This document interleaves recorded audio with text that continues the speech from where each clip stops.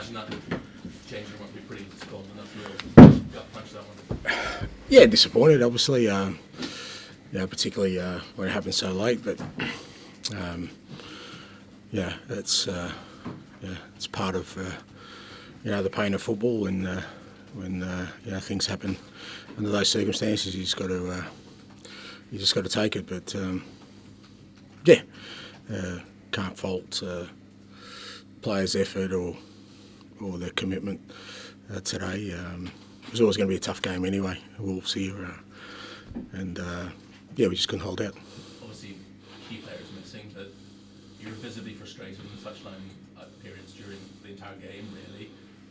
What about the performance frustrated you most today? I don't know about that. I mean, the first half, I just felt we started well, but I just felt we could have been a little bit more positive and just be a little bit more aggressive, particularly with the ball. And I've got to temper that with the fact that we made so many changes, and we're not going to get the same sort of fluency when particularly when three of your back four, virtually starting for the first time, and we've made a couple of changes as well further up that it's not going to be as fluent. But I just felt we could have been a little bit more positive, particularly in the first half. Like I said, second half I thought it wasn't too bad, but there were just times in the game where, and maybe because again, like obviously we were winning the game, and I think a lot of the guys in the back of their minds haven't played for quite a while, so there was a little bit of self-preservation there to get us through the end of the game. And, but again, it's all understandable stuff considering, like I said, the lineup we had out there. Just one final one for me.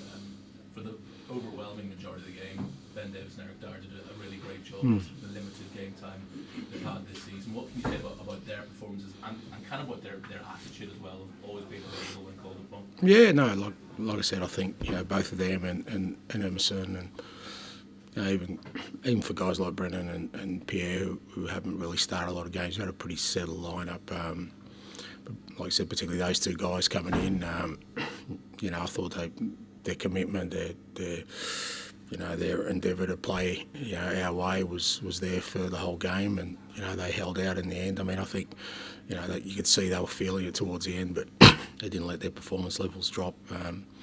For the most part, Wolves didn't have any really big chances. I think Vic had one or two saves to make, but obviously at the end there, they scored.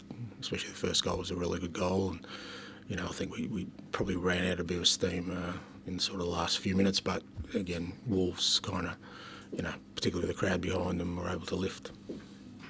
Towards the end, it felt like there were a couple of free kicks that were taken quite quickly, and then turnovers conceded. Did that frustrate you, or is that just how you want to play, and that's the risk you take? Yeah, no, it didn't frustrate me at all. No, it's just part of our football.